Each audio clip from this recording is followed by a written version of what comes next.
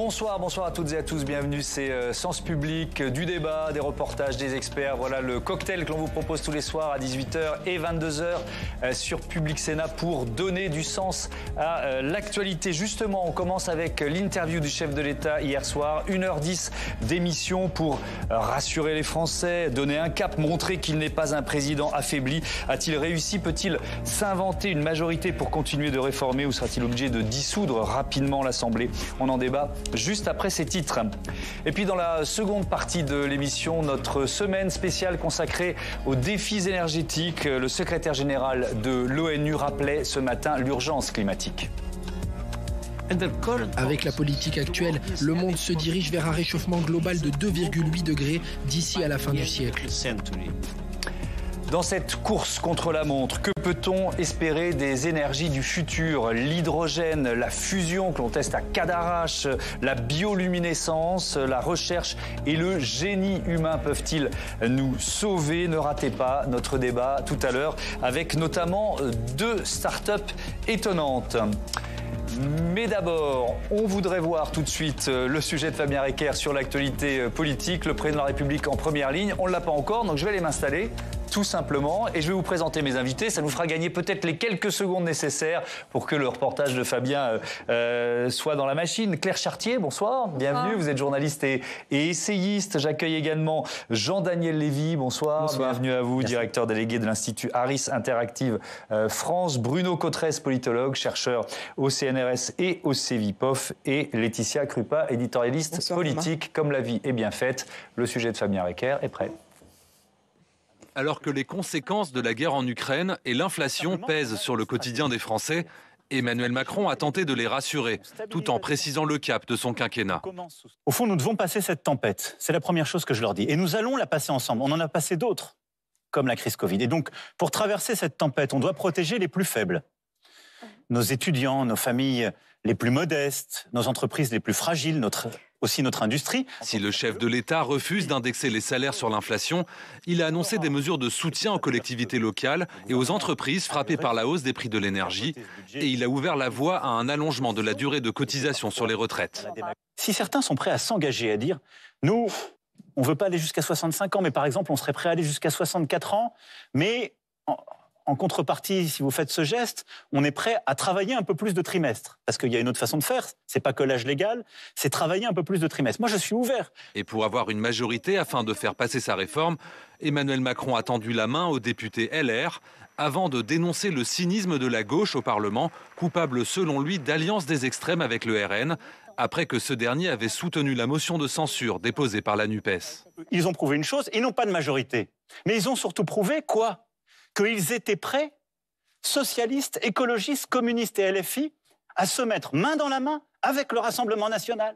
Alors qu'il y a la guerre en Europe, qu'il y a la crise, qu'il y a le désarroi de tant de familles et qu'il nous faut être aux côtés des Français. Indignation dans les rangs de la NUPES, où l'on renvoie au président de la République la responsabilité de la montée du RN, tout en dénonçant son appel du pied au LR. Quand le président de la République a ces mots, c'est une blessure profonde parce qu'il nous accuse de quelque chose dont il est lui-même responsable, c'est-à-dire la montée du Rassemblement national et finalement le fait de mettre dans un même bain les oppositions. Le gouvernement pourrait également avoir besoin du soutien des LR pour faire passer ses textes sur l'immigration et les énergies renouvelables. En matière d'environnement, le chef de l'État a appelé à concilier climat, industrie et souveraineté. Beaucoup de thèmes à aborder, vous l'avez vu, et on reprendra certains des extraits de l'intervention et de l'interview du président de la République hier soir. Je vais vous demander peut-être une appréciation un peu générale pour commencer. Claire Chartier, il voulait rassurer les Français, montrer en quelque sorte qu'il y avait un pilote dans l'avion, pour reprendre un cliché. Est-ce qu'il a réussi d'après vous? Je ne crois pas, en fait, parce que alors le contexte est celui-ci, c'est-à-dire qu'il est en train de perdre pas mal de points de popularité, effectivement. Beaucoup de gens s'interrogent sur sa façon de gouverner, s'il a une boussole ou pas. Et hier, on a vu un président de la République qui, en fait, n'arrivait pas tellement à se départir de son côté techno. Il a même, à certains moments, vraiment plongé dedans la tête la première, où il était difficile de le suivre. Sur la question notamment des batteries, et là, ça devenait vraiment très technique. Donc, je ne suis pas certaine qu'il ait réussi vraiment à emporter les gens et à les convaincre, qu'il faisait tout ce qu'il pouvait pour lutter contre les difficultés économiques qu'ils subissent aujourd'hui. Notamment, prenons l'exemple des retraites, ça m'a semblé assez significatif. Sur les retraites... on en reparlera un peu plus tard, mais donc rapidement sur les retraites. Ouais. Il a parlé à la fois, me semble-t-il, aux syndicats, à la droite, et finalement, les Français ils s'y sont pas tellement retrouvés, parce que d'un côté, il disait « j'ai été élu sur un mandat, c'est donc de repousser l'âge de départ à la retraite à 65 ans », et puis ensuite, il dit, pour ouvrir en fait des négociations éventuellement avec les syndicats, et aussi pour s'aligner exactement sur la position LR, il dit « on peut envisager l'hypothèse des 64 ans sous condition de rallonger les cotisations, des trimestres de cotisation ». Donc, si vous voulez, je me demande comment les Français s'y sont retrouvés sur ce point en particulier. Donc on avait effectivement un exercice finalement assez étrange.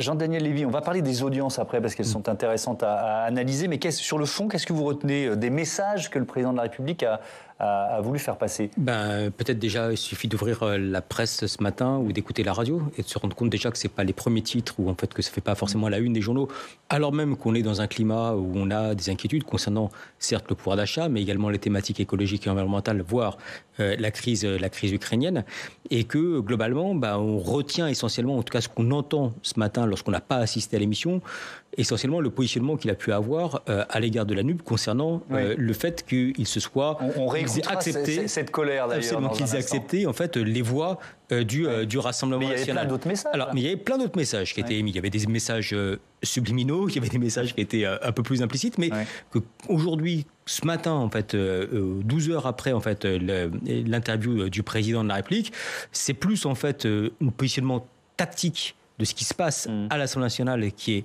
réévoqué, plutôt que d'ailleurs le fond politique sur les processus de réassurance auquel il était appelé.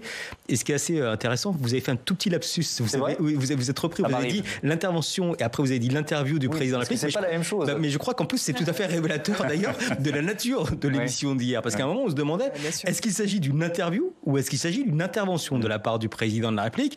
Parce qu'il est venu avec ses cartes, en fait. Tout ceci était d'ailleurs extrêmement préparé. La régie de France Télévisions les avait, etc. Donc on était vraiment un peu dans un entre-deux où c'était et une interview de la part du président de la République, et Caroline Roux qui demandait j'aimerais bien quand même pouvoir vous poser une question, et Emmanuel Macron qui disait qu'il voulait quand même finir justement son intervention, ce qui fait que ce matin c'est plus justement la question en fait dont il a pu réagir à l'égard de la NUP et de la motion de censure que véritablement en fait du processus de réassurance qui a été évoqué. Bruno Cotrez, c'est promis, je vous demanderai d'analyser sur le fond, mais là je vous demande une réponse sur la forme, peut-être même parce que en préparant l'émission, je sais que vous avez été frappé sur. Il y a une leçon à tirer sur l'exercice du pouvoir en regardant Emmanuel Macron. Et oui, ce jeune homme a vieilli en fait sous nos yeux et incroyable parce que à l'âge qu'il a, il faut rappeler que quand il quittera l'Élysée en 2027, il aura tout juste 50 ans. Et donc c'est encore un jeune homme. Et dans l'exercice du pouvoir, j'ai trouvé hier surtout vraiment la vieillie quelque part. On dit que le pouvoir abîme beaucoup, hein, c'est vrai.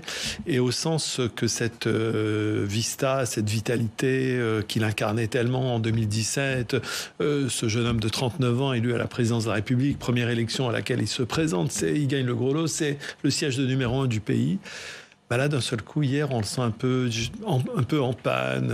Il réutilise des mots qu'on longtemps utilisés depuis très longtemps.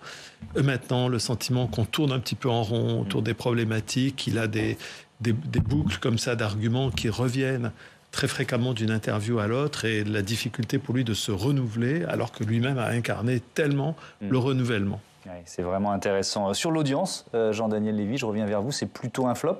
On peut dire ça, oui, quand on regarde, et même surprenamment. On peut dire qu'il y a un peu plus de 4 millions de téléspectateurs qui ont regardé hier l'intervention d'Emmanuel Macron, ou l'interview d'Emmanuel Macron, qu'il était, même moi, un peu plus de 5 millions il y a 2 semaines. On aurait pu s'attendre en fait à ce que les Français soient plus en attente à l'égard du président de la République sur des sujets relatifs au quotidien, et avec une vraie interrogation et même une montée en pression sur la question du pouvoir d'achat que sur les questions internationales. Ça n'a pas été le cas. Et puis même quand vous regardez la courbe d'audience, souvent c'est relativement stable. Il y a quand même une baisse du nombre de Français qui ont suivi l'émission avec Emmanuel Macron, sachant qu'en plus c'était un format relativement court et qui était initialement présenté comme étant volontairement court, c'est-à-dire à peine plus d'1 heure. Ça fait 1h10. Ce qui pour Emmanuel Macron n'est pas non plus un format extrêmement long. C'est en plus, alors après comparaison n'est pas raison, mais bien moins que lorsqu'il y a eu les moments de période Covid, et même avec des annonces qui étaient peut-être un peu moins anxiogènes pour les Français. On peut rappeler que la dernière intervention concernant le Covid, c'était près de 20 millions de téléspectateurs, c'est-à-dire près de 3 personnes sur 4 qui étaient présentes devant leur téléviseur, alors même que toutes les annonces avaient été faites par le passé. Et là, hier, on se demandait, va-t-il y avoir ou pas indexation des salaires sur l'inflation? Va-t-il y avoir en fait des mesures précises concernant l'énergie, etc. Donc peut-être des dimensions qui justement... Moi, j'ai pas senti une attente non plus énorme dans les jours qui ont précédé. Il y avait aussi... que ces équipes, ces ministres n'ont pas su la faire monter, cette attente. Il y avait ça, et 2, il y avait effectivement peut-être cette dimension de teasing, entre guillemets, en très bon français, qui était moins présente. Il faut se rappeler peut-être que en général, on le savait uniquement 2-3 jours avant, qu'il y avait intervention de la part du président de la République, on en parlait, on se demandait, et donc il y avait un moment concentré de tension.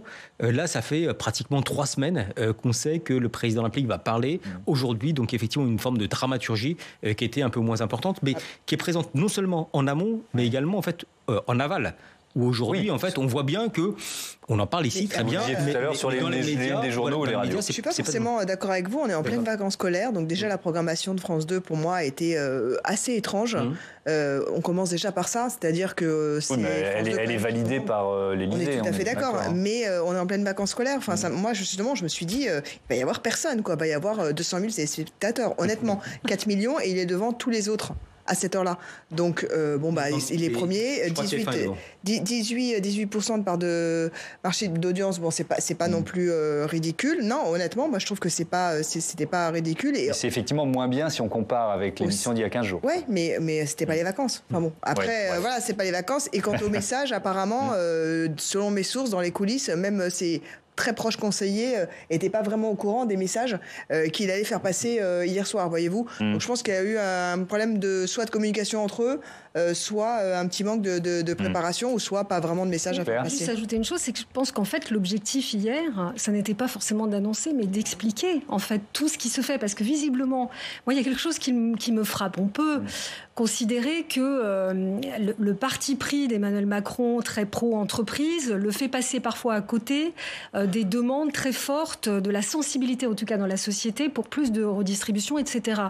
Mais il y a quand même une forme d'ingratitude dans la société aujourd'hui vis-à-vis, parce que Emmanuel Macron disait hier, il mettait en exergue ce qu'il a fait, le chômage par exemple. Le chômage a quand même baissé. C'est un cancer français, le chômage. On en a tant parlé pendant si longtemps et aujourd'hui on en parle à peine. Ça a été le boulet du quinquennat de François Hollande. Il parlait aussi de l'inflation, qui effectivement, il faut quand même le reconnaître. Enfin, je ne fais pas là la défense d'Emmanuel Macron, mais simplement, il est évident que nous avons moins d'inflation que les autres pays européens. Donc tout ça, ce sont des éléments qui apparaissent comme des arguments de vente politique. Et ils le sont, évidemment, d'un certain côté. Mais ça n'est pas que ça. C'est-à-dire qu'à tout lire au prisme du calcul politique et de la lecture politique, finalement, on en vient à oublier des réalités concrètes sur lesquelles on peut s'appuyer pour repartir. Et je pense que c'est ça qu'il tentait de faire hier, de façon parfois habile, à mon sens. Lorsqu'il a sorti ses schémas, moi je trouve que c'était assez éclairant là, en l'espèce. Après, malhabile lorsqu'il se perd dans des détails techniques. Mais à mon avis, l'objet, c'était celui-là pour essayer de contrer cette forme d'ingratitude et là contre laquelle, en fait, il ne peut pas faire grand-chose. Et il y a une forme, je trouve, une forme de tragique, j'ose le dire en ce moment. C'est clair qu'il y avait moi je l'ai trouvé paradoxal hier, à la fois... Le contenu, en fait, est assez riche. C'est vrai, il n'annonce pas grand-chose, mais le contenu est assez riche quand on y prête beaucoup attention. Il y a énormément d'informations qui sont données, d'explications. Il y a une mise en perspective qu'il essaye de faire, notamment au tout début de l'émission, où là, il est assez à l'aise, je trouve, pour expliquer, en particulier sur la question du pouvoir d'achat, de l'inflation. Et en même temps, effectivement, on voit qu'il y a des moments donnés où il est face à un mur de difficultés. Et j'ai trouvé très symptomatique de ce point de vue-là sa réaction après ce court reportage qui interviewe un couple qui gagne 4 000 euros par mois, peut pas acheter qui n'arrive pas. Alors, il se trouve que ce couple, il habite à Neauphle-Saint-Martin, dans l'Eure. Une commune dont la circonscription a donné un député Rassemblement National, qui a bombardé Marine Le Pen à 34% au premier tour, à 55% au deuxième tour, dans cette commune. Et effectivement, là, on voit le chef de l'État qui part dans un raisonnement à ce moment-là assez technocratique. Il dit mais non, on fait des choses, on a créé des emplois, tout ça, mais il ne répond pas à la question essentielle, c'est-à-dire tous. Quand nous entendons qu'une famille en France sort 4 000 euros par mois et ne peut pas devenir propriétaire, tout le monde tombe des nues, tout le monde est choqué. Il y aurait pu avoir cette colère qu'on lui a entendue à propos de la NUP. Cette colère, je l'aurais trouvé mieux utilisée à ce moment-là. Et d'ailleurs, il était au courant de ce reportage, comme vous l'avez dit, c'est préparé. Et du côté de France 2, on a été aussi surpris qu'il ne s'engage pas dans ce boulevard, parce qu'il savait que pour lui, c'était l'occasion de montrer son empathie et de se rapprocher des Français. Et il est complètement passé à côté. Alors, ce que je retiens, c'est quand même un petit côté un peu trop techno ou technique ou technocratique dans vos différentes interventions. C'est aussi ce que nous disait ce matin le député Europe Écologie Les Verts sur France Inter, Yannick Jadot. On écoute. J'ai trouvé le président détaché, pas concerné par les difficultés des Françaises et des Français, par ce qui se passe dans notre pays, par les chocs climatiques. Il y a 15 jours, dans son émission sur les affaires internationales, on avait un président, on est d'accord, on n'est pas d'accord, mais on se sentait intéressé. Curieux, engagé. Là, c'est un président qui, la prochaine émission, il va nous sortir des feuilles Excel. Je veux dire, c'était barbant, c'était ennuyeux. Et puis surtout, pour celles et ceux qui pensaient encore avoir élu Mendès ou Rocard, ils ont l'arrogance de Giscard, la brutalité de Sarkozy. L'arrogance de Giscard, la brutalité de Sarkozy. Laetitia, vous avez une autre référence en tête, un autre face-à-face entre un journaliste et un président de la République. Oui, c'est pas moi, c'est l'Élysée qui a ce précédent en tête. Emmanuel Macron, depuis sa campagne présidentielle, il a le Mitterrand 88 en tête et toute son équipe là, donc il s'en inspire beaucoup.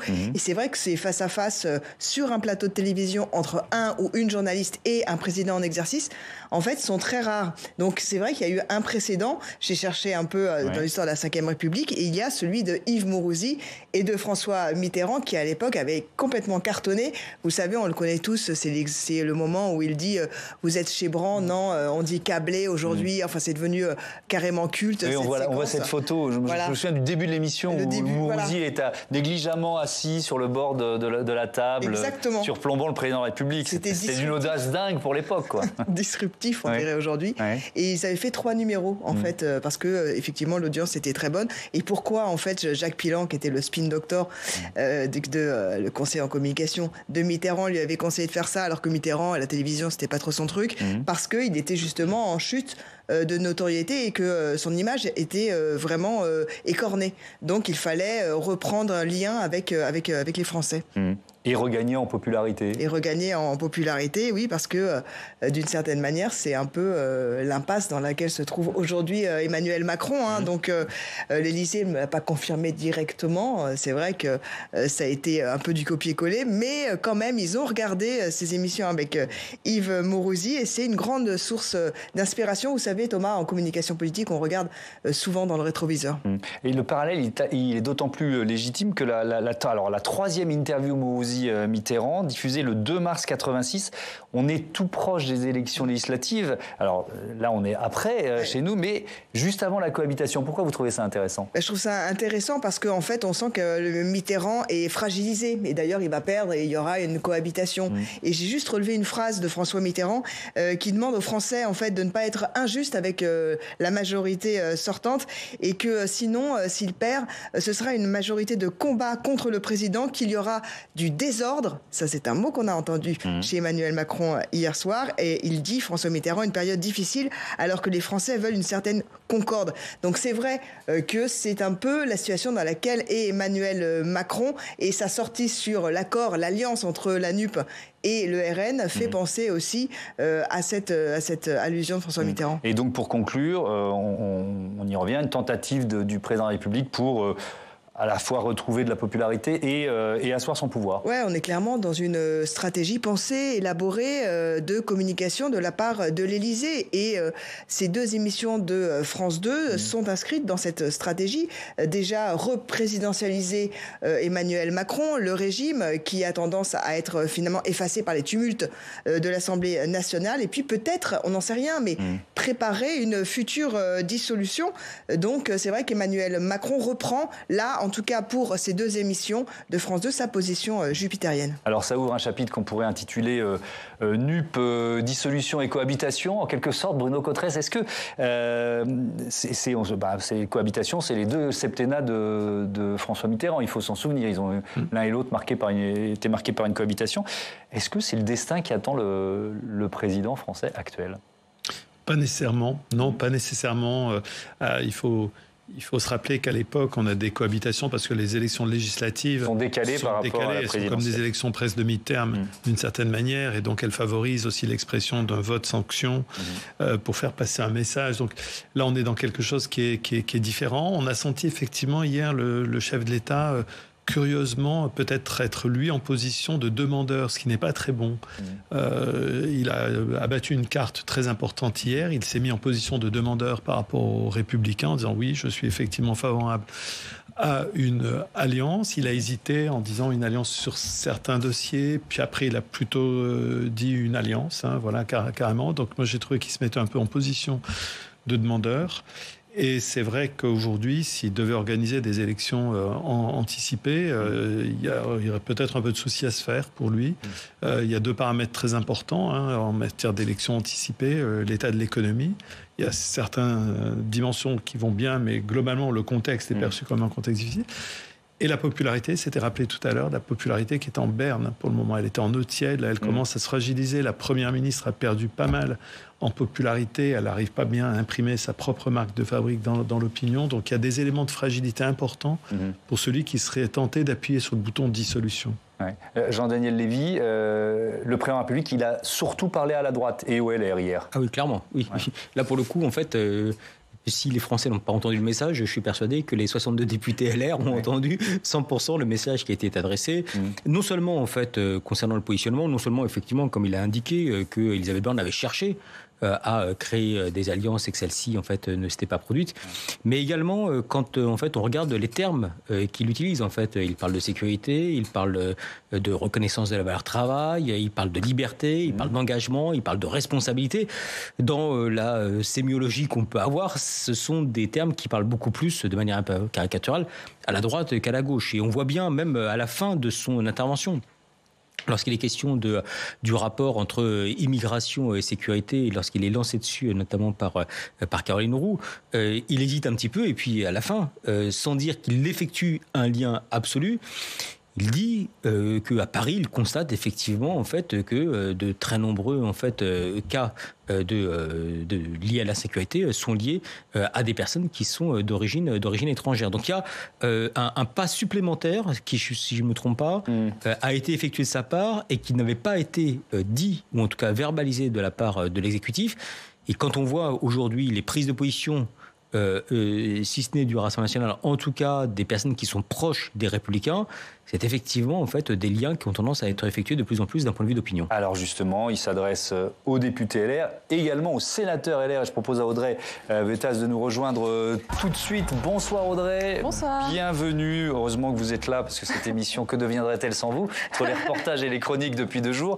Merci en tout cas. Comment a réagi la majorité de droite au Sénat? Eh bien, autant vous dire qu'au Sénat, on ne se bouscule pas pour saisir la main tendue d'Emmanuel Macron. Le chef de l'État, vous l'avez dit, pourtant égrené hier les sujets qui parlent à la droite, avec une nouvelle loi sur l'immigration. Il remet aussi la réforme des retraites sur la table. Mais pour Bruno Retailleau, le patron des Républicains au Sénat, ce ne sont que des mots. Il dit même du président qu'il est un homme de gauche avec des dépenses publiques incontrôlées. On l'écoute.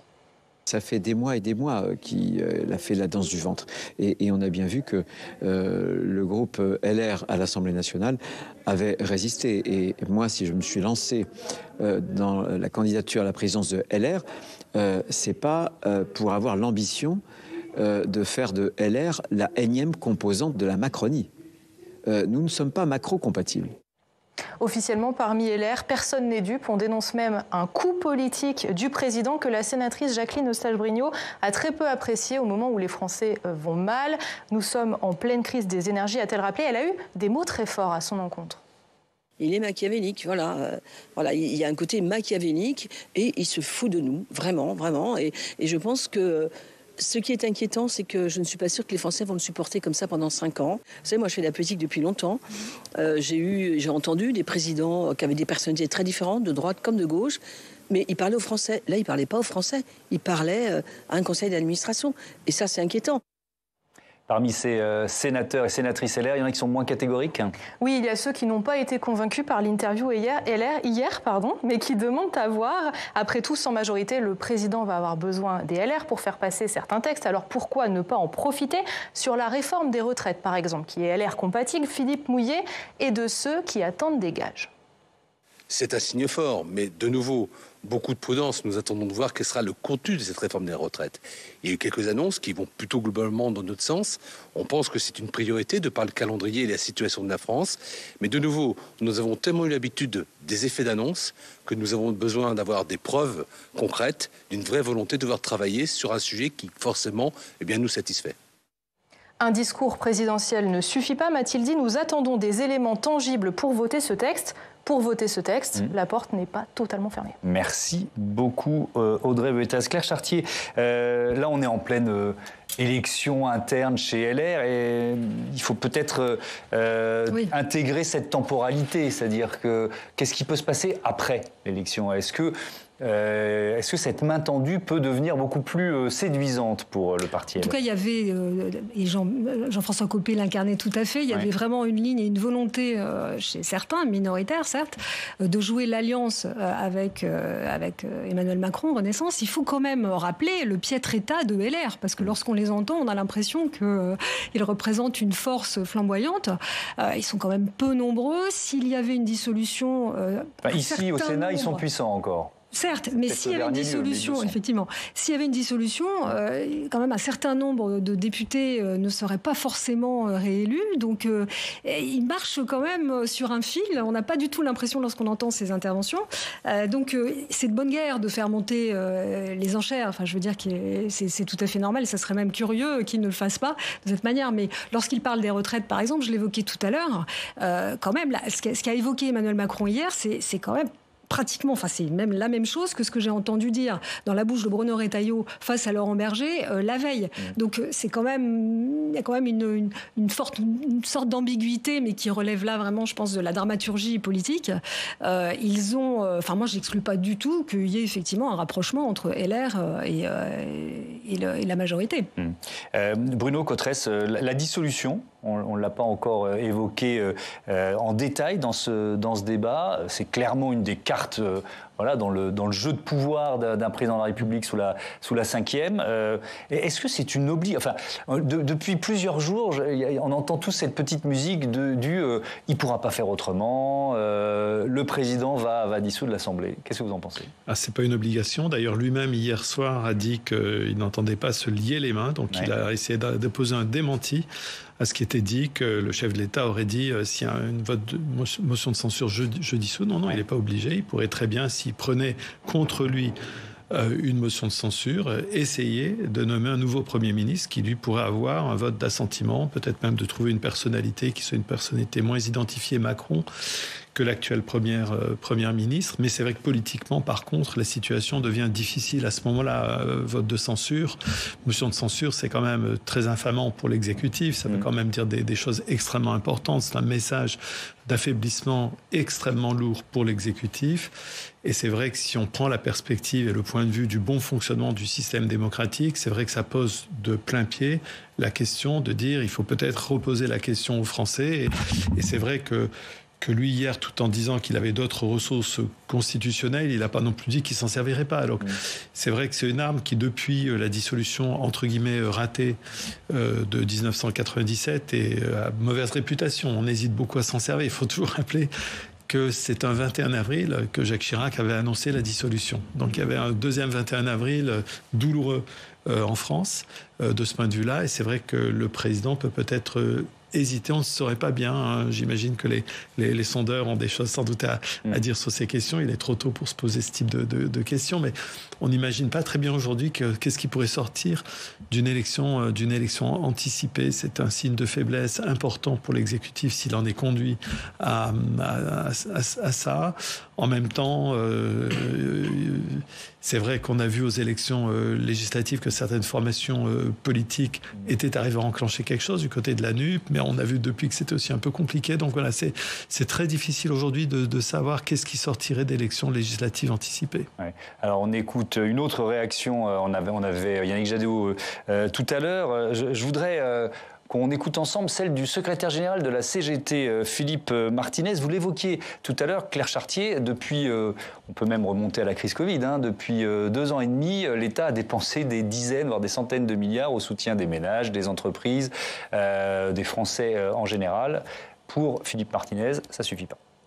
Vous avez noté que même avec le bouclier, l'énergie augmente de 15%, c'est-à-dire 2 fois plus le SMIC. Et puis, il ne doit pas aller faire ses courses, souvent, parce que si on prend les produits de première nécessité, il y a une enquête de 30 millions de consommateurs, vous prenez le prix des pâtes, on ne doit pas en manger.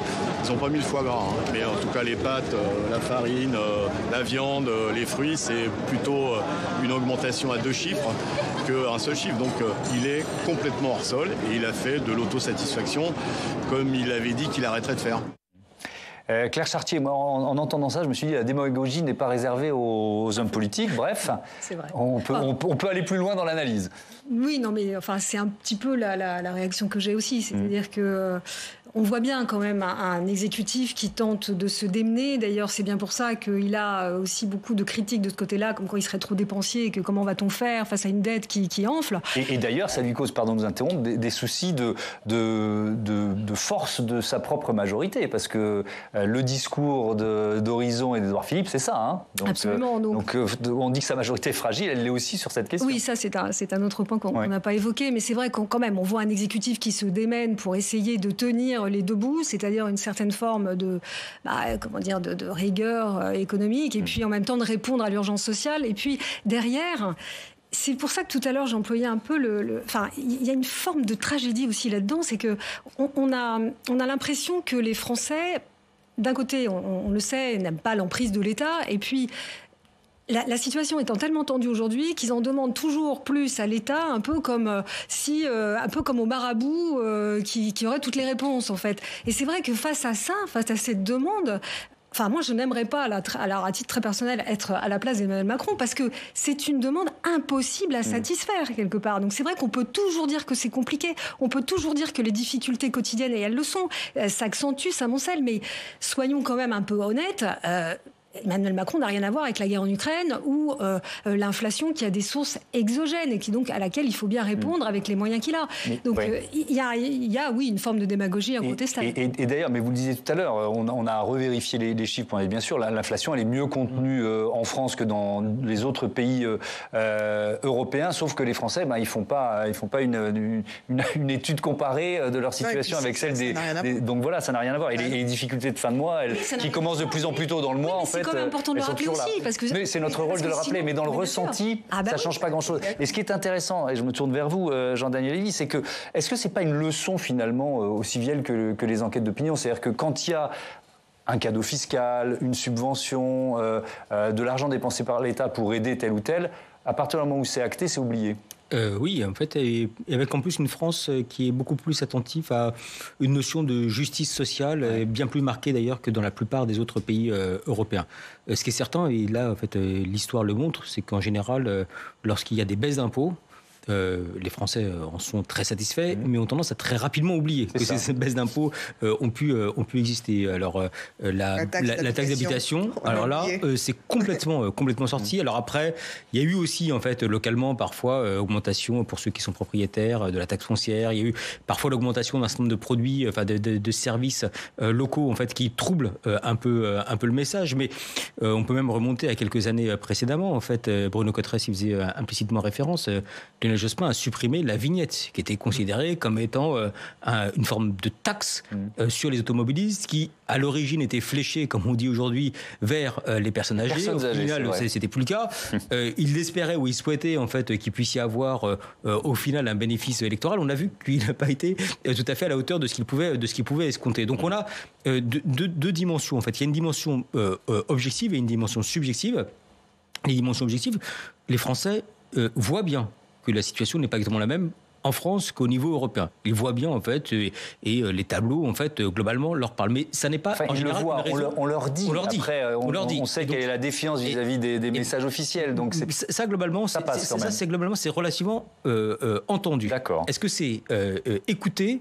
Pas non plus. Donc, c'est-à-dire qu'en fait, on va avoir tendance à dire, oui, très bien, mais on reste la France. Et ça, après, on revient à sa propre situation, plus éventuellement à des questions de justice sociale ou justice fiscale. C'est pas sans raison qu'en France, par rapport à d'autres pays, on a eu le débat sur l'ISF qui est revenu, on a eu le débat en fait sur la taxation en fait des super profits qui est présente, en fait où il y a une focalisation extrêmement forte sur les salaires des grands patrons. On a pu le voir par exemple à l'égard de Total, qui sont des débats, si je me trompe pas, qui ont eu lieu en France, mais qui n'ont pas eu lieu, enfin en tout cas avec cette intensité, dans les autres pays européens. Et là, on revient à un regard qui est porté à l'égard d'Emmanuel Macron, mais qui n'est pas récent, mais qui est un regard ancien.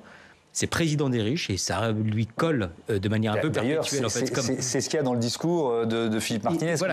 Et qui revient. Et donc, en fait, malheureusement pour lui, aujourd'hui, quoi qu'il dise, quoi qu'il fasse, quelles que soient ses orientations, il va avoir une petite perception que, d'une manière ou d'une autre, il est plutôt du côté de ceux qui sont en haut et de ceux qui réussissent, comme il l'a dit, plutôt qu'ils se... Mais c'est là où il a raté une marche. Je ne sais pas ce que vous en pensez sur le dividende salarié. Parce que le dividende salarié, ça, c'est une mesure de justice sociale. Et je trouve que ça a été escamoté dans le débat. Mais or, c'est très important. Allez, Bruno est clair dans cet ordre-là. Allez-y. Il est tellement en déficit dans l'opinion de ce point de vue-là qu'effectivement, ce sont des annonces qui ne sont pas captées. Ça n'imprime pas. Hier, il a essayé de jouer à de nombreuses reprises le en même temps macronien. On était totalement dedans hier.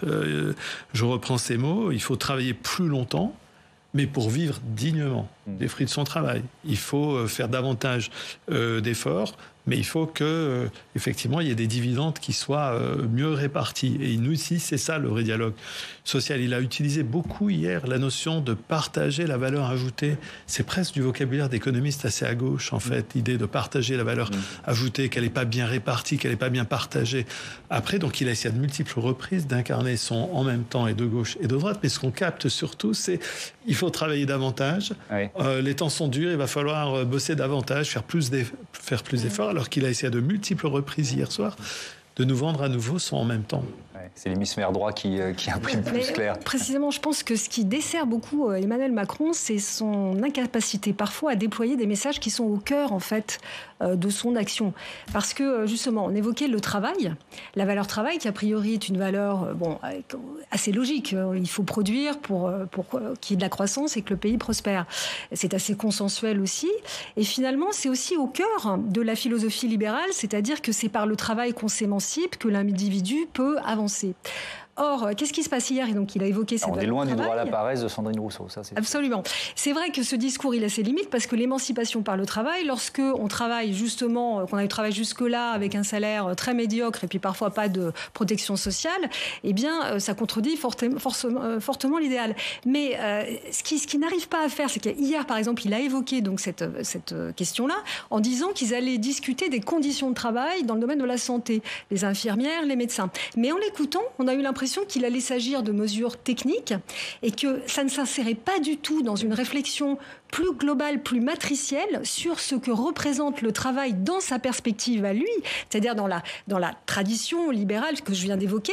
Il aurait pu le replacer là-dedans et ça aurait donné une colonne vertébrale, ça lui aurait donné un récit, donc une patte, une matière, ce qui semble complètement lui faire défaut aujourd'hui et qui donc peut-être pourrait un peu contrecarrer cette impression de flottement et de qu'on observe. On va rester finalement sur les thématiques économiques et sociales, puisque le dernier thème que je voudrais qu'on aborde, il nous reste à peu près 7 minutes dans ce débat, c'est le thème des retraites. Et donc je vous propose de réécouter un extrait de l'interview d'Emmanuel Macron hier soir sur France 2 face à Caroline Roux, le thème des retraites.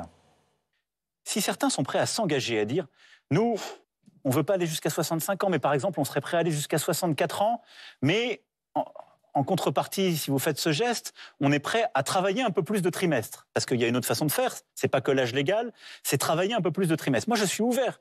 Le tout, c'est que notre modèle retombe sur ses pieds, si je puis dire, et que nous, actifs, on finance bien la retraite de nos retraités. Alors, Jean-Daniel Lévy, peut-être une première question liminaire, parce que ça fait plusieurs semaines, voire plusieurs mois qu'on dit les Français sont hostiles au recul de l'âge de la retraite. Ça bouge pas, et deux, ça veut dire que le président va devoir, et ses ministres et sa première ministre vont devoir faire preuve de pédagogie. C'est le chemin est long, quoi, c'est ça? Pédagogie ou conviction. Parce qu'en fait, la pédagogie, je pense que les Français ont globalement compris que oui, ça serait 65 ans, enfin, en tout cas que globalement on se dirigerait vers là.